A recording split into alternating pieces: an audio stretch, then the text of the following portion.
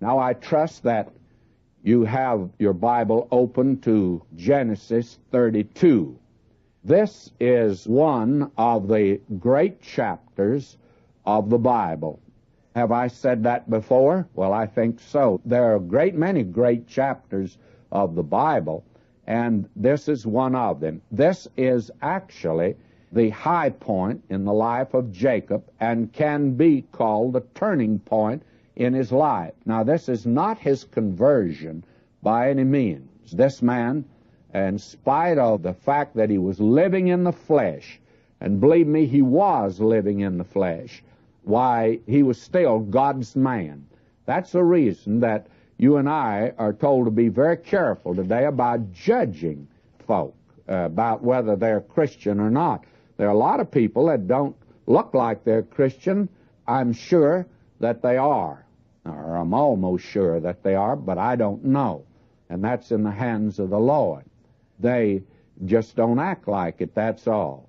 And they give no evidence. And this man, Jacob, gave none at all except these very faint instances of where God appeared to him and he did respond in a way. But now this man, who is God's representative and is God's witness in the world, and it's been a bad witness, but he can't keep that up. And so God's going to deal with him. To tell the truth, God is going to break his leg to get him, but God will break his leg in order to get him. And the Lord disciplines us. Whom the Lord loveth, he chasteneth. That's his method. He disciplines in that way. And we have already seen that Lot didn't look like he was a child of God, but he was. Peter says he vexed his righteous soul. And I tell you, he certainly was put through the fire, only he escaped the fire of Sodom and Gomorrah, but the Lord put him through the fires of testing. And now that is Jacob's experience. He's got his college degree, the College of Hard Knocks. Uncle Laban was the president and dean of the school, and he had graduation, and this boy Jacob gave his valedictorian, and it was a pitiful thing. 20 years it took him to get his degree. And he says, I certainly worked for it. And the requirements, old Laban changed them 10 times. That means every 2 years. Why, he had a new contract with Uncle Laban, and it was always to his disadvantage. This is the experience of this man. Now we come to this test, and God's going to have to deal with him because he's going to represent God, and God will deal with him. Now we come here to this 32nd chapter, and God will move in on him. I'd like to write over this chapter, as I've written verses of Scripture elsewhere over certain chapters we've come to, is this one. It is Isaiah 40:29. He giveth power to the faint, and to them that have no might he increaseth strength.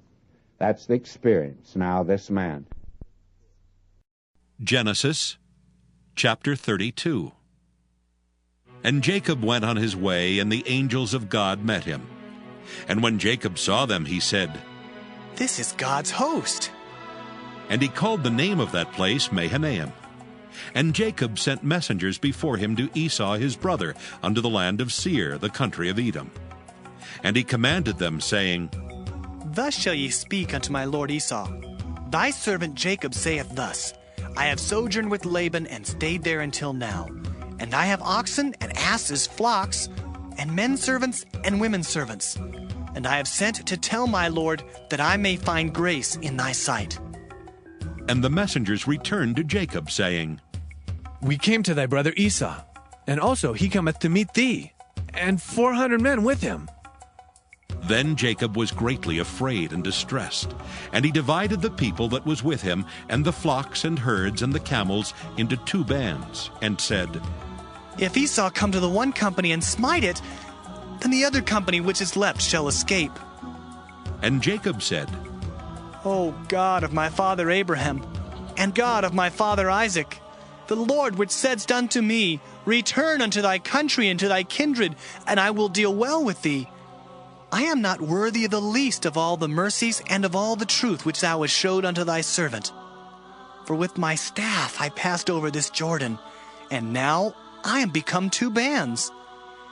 Deliver me, I pray thee, from the hand of my brother, from the hand of Esau, for I fear him, lest he will come and smite me, and the mother with the children.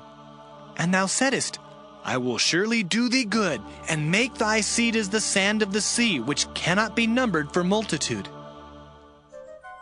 And he lodged there that same night, and took of that which came to his hand a present for Esau his brother, 200 she-goats and 20 he-goats, 200 ewes and 20 rams, 30 milch camels with their colts, 40 kine and 10 bulls, 20 she-asses and 10 foals. And he delivered them into the hand of his servants, every drove by themselves, and said unto his servants, Pass over before me, and put a space betwixt drove and drove. And he commanded the foremost, saying, When Esau my brother meeteth thee, and asketh thee, saying, Whose art thou? And whither goest thou? And whose are these before thee? Then thou shalt say, They be thy servant Jacob's. It is a present sent unto my lord Esau. And behold, also he is behind us. And so commanded he the second and the third, and all that followed the drove, saying, On this manner shall ye speak unto Esau when you find him. And say ye moreover, Behold, thy servant Jacob is behind us. For he said, I will appease him with the present that goeth before me, and afterward I will see his face. Peradventure he will accept of me. So went the present over before him, and himself lodged that night in the company. And he rose up that night, and took his 2 wives, and his 2 women servants, and his 11 sons, and passed over the ford Jabbok. And he took them, and sent them over the brook, and sent over that he had. And Jacob was left alone, and there wrestled a man with him until the breaking of the day. And when he saw that he prevailed not against him, he touched the hollow of his thigh, and the hollow of Jacob's thigh was out of joint, as he wrestled with him. And he said, Let me go, for the day breaketh. And he said, I will not let thee go, except thou bless me. And he said unto him, What is thy name? And he said, Jacob. And he said, Thy name shall be called no more Jacob, but Israel. For as a prince hast thou power with God and with men, and hast prevailed. And Jacob asked him and said, Tell me, I pray thee, thy name. And he said, Wherefore is it that thou dost ask after my name? And he blessed him there. And Jacob called the name of the place Peniel. For I have seen God face to face, and my life is preserved. And as he passed over Penuel, the sun rose upon him, and he halted upon his thigh. Therefore the children of Israel eat not of the sinew which shrank, which is upon the hollow of the thigh unto this day, because he touched the hollow of Jacob's thigh in the sinew that shrank. And Jacob went on his way, and the angels of God met him. And when Jacob saw them, he said, This is God's host, and he called the name of that place Mahanaim. God is beginning to deal with this man directly in order to bring him into the place of fruit-bearing and of real vital service and witness for him. And Jacob sent messengers before him to Esau his brother unto the land of Seir, the country of Edom. And he commanded them, saying, Thus shall ye speak unto my lord Esau. Thy servant Jacob saith thus, I have sojourned with Laban and stayed there until now, and I have oxen and asses, flocks and men servants, and women servants, and I have sent to tell my lord that I may find grace in thy sight. This boy Jacob is still clever, isn't he? He just can't let go, even after his experience with Laban now, and he's returning back, and he remembers now the last time, 20 years before that, why Esau was breathing out threatenings against him.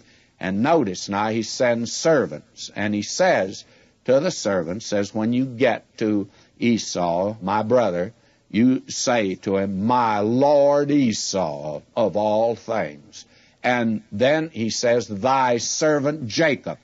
Well, that's not the way Jacob had done it. He'd stolen the birthright, and he didn't steal the birthright, but he manipulated for it, and he stole the blessing. He'd been a rascal, but now his talk is different. He'd learned a few things, I guess, from Uncle Laban. My Lord Esau, thy servant Jacob. And so he sent the messengers, and the messengers returned to Jacob, saying, we came to thy brother Esau, and also he cometh to meet thee, and 400 men with him. And that absolutely frightened poor Jacob, because he didn't know what all that meant. And Esau didn't indicate to the servants at all. I suppose Jacob quizzed them rather thoroughly and said, did you detect any note of animosity or bitterness or hatred toward me? And I think the servant said no, said he seemed to be glad to get the information that you were coming to meet him. And now he's coming to meet you. But the fact he was glad didn't mean anything to Jacob. It could mean he'd be glad for the opportunity of getting revenge. Well, anyway, poor Jacob's upset. Then Jacob was greatly afraid and distressed, and he divided the people that was with him and the flocks and herds and the camels into 2 bands, and said, if Esau come to the one company and smite it, then the other company which is left shall escape. He's in a bad way, he thinks. Here he is with this brother of his coming to him, and so he divides up the group. He's being clever.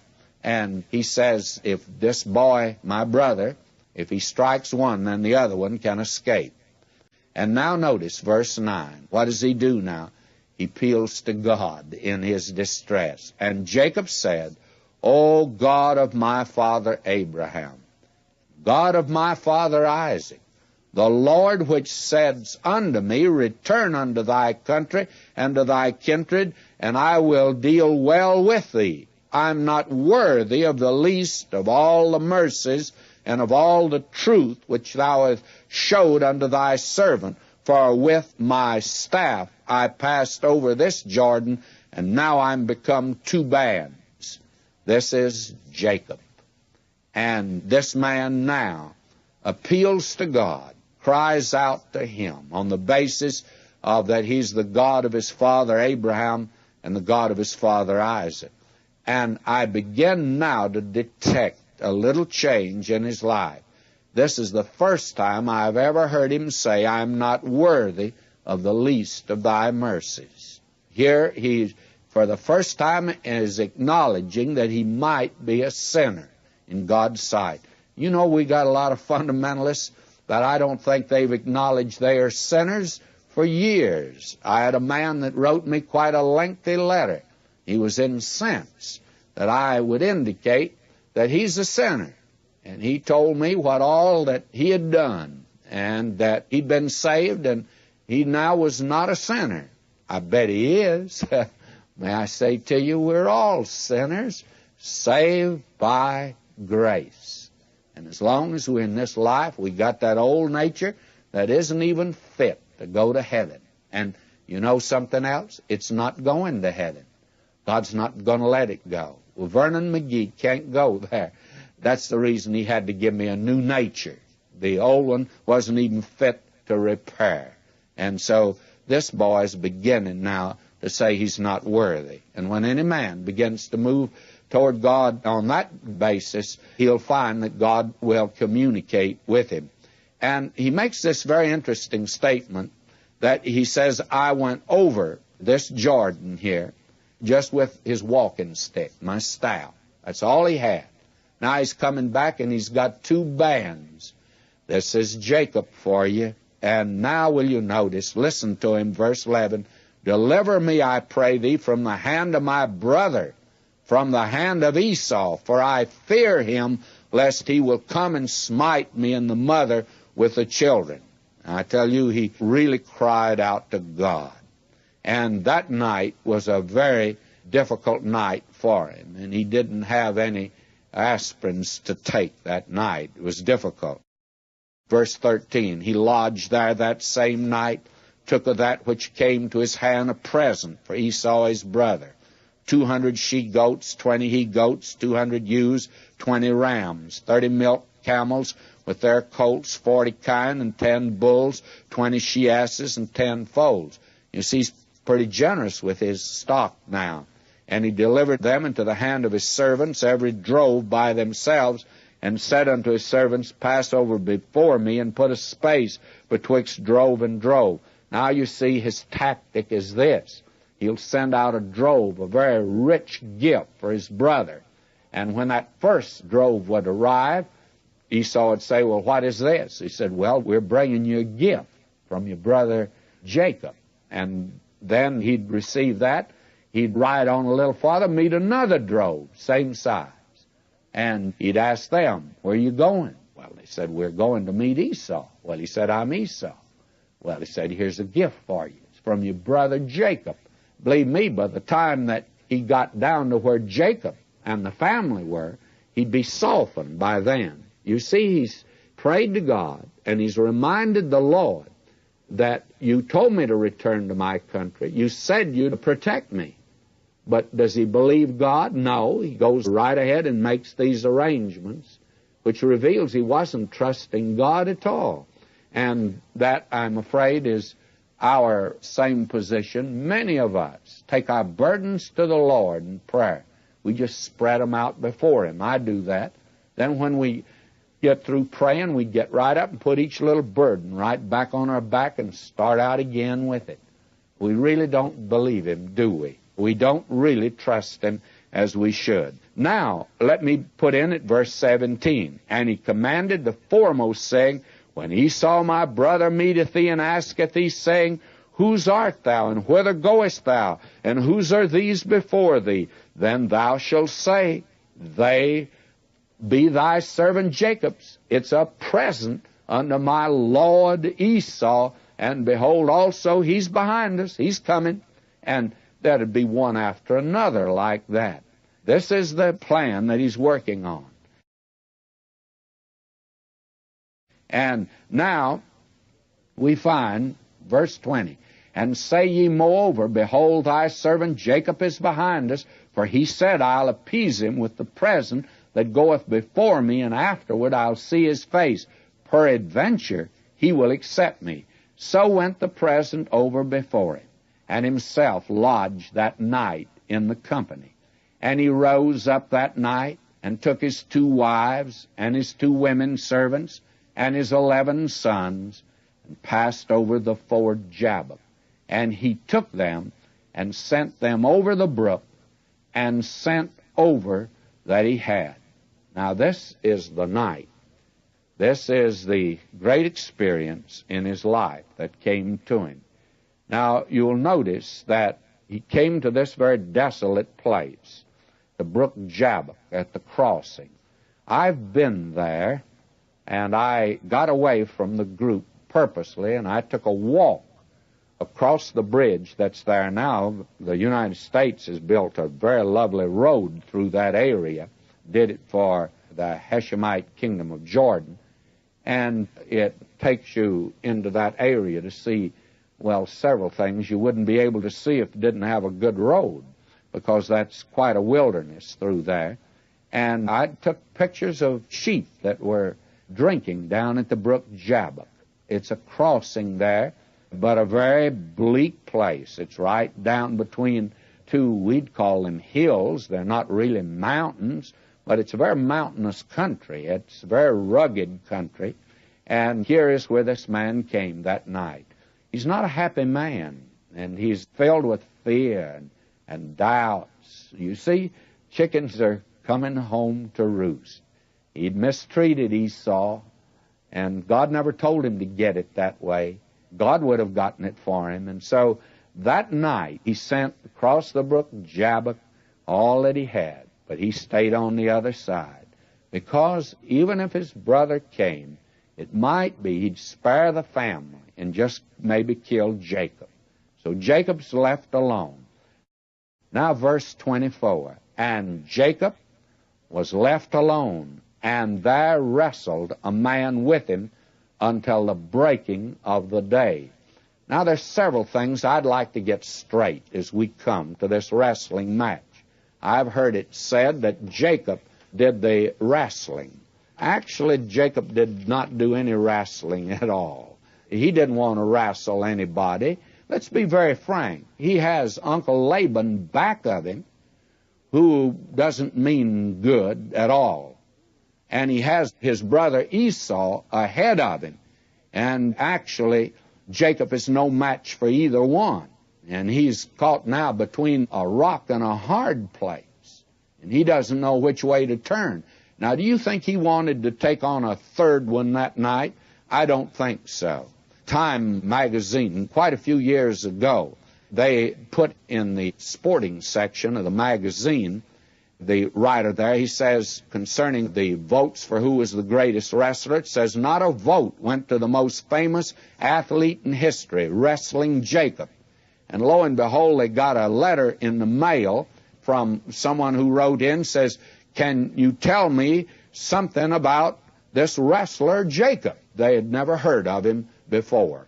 And evidently they had never read their Bible at all. Well, he's no wrestler. Let's make that very clear here at the very beginning. That night, he's alone because he wanted to be alone. And he wasn't looking for a fight that night. Now, this man who wrestled with him, that's the question, who is this one that wrestled with him that night? Well, again, there's been a great deal of speculation about who it is. But I think it's none other than the pre-incarnate Christ. And I have some evidence for it. Over in Hosea, the 12th chapter, and I'd like to turn to that. Let me read this. Chapter 12 of Hosea, verse 1.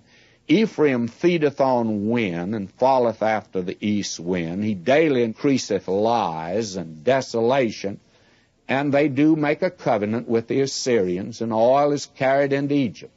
The Lord hath also a controversy with Judah, and will punish Jacob according to his ways, according to his doings will he recompense him. He took his brother by the heel in the womb, and by his strength he had power with God. Yea, he had power over the angel, and prevailed. He wept, and made supplication unto him. He found him in Bethel, and there he spake with us. Even the Lord of hosts, the Lord is his memorial, or the Lord is his name. May I say to you, it was none other than Jehovah, the pre-incarnate Christ, who wrestled with him that night.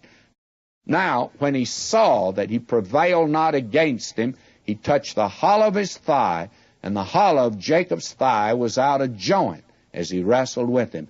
Now, old Jacob is not going to give up easy. He's not that kind of a man. And he wrestled. And finally, this one who wrestled with him broke his leg, and he said, let me go, for the day breaketh. And he said, I'll not let thee go, except thou bless me. And what happened now? Jacob is just holding on. He's not wrestling. He's just holding on to this one. And he found out that you don't get anywhere with God by struggling and fighting. The only way that you get anywhere with him is by yielding and just holding on to him. Abraham had learned that. That's what Abraham said amen to God. He believed God. He counted it to him for righteousness. Abraham reached the end of his rope and put his arms around God. And friends, when you get in that condition, then you trust God. I've read several letters recently from folk. One, a fellow that had been on dope. Another one who lost a little boy, a precious little boy in the home, and had to reach out for help somewhere. Well, my friend, when you're willing to hold on, he's there, ready to help you. And he said unto him, what's thy name? And he said, Jacob. And he said, thy name shall be called no more Jacob. Not Jacob anymore, the one who is the usurper, the trickster, but Israel. Why Israel? For as a prince hast thou power with God and with men, and hast prevailed. And now the new nature of Israel will be manifest in the life of this man. And Jacob asked him and said, tell me, I pray thee, thy name. And he said, wherefore is it that thou dost ask after my name? And he blessed him there. And Jacob called the name of the place Peniel, For I have seen God face to face, and my life is preserved. He had seen the angel of the Lord, the pre-incarnate Christ. And as he passed over Penuel, the sun rose upon him, and he halted upon his thigh. You see, God had to cripple him to get him. God broke his leg, but he got him. And you're going to find out from here on, he's going to manifest a spiritual nature, dependence upon God. Another young man in the New Testament, a son of Jacob, by the name of Saul of Tarsus.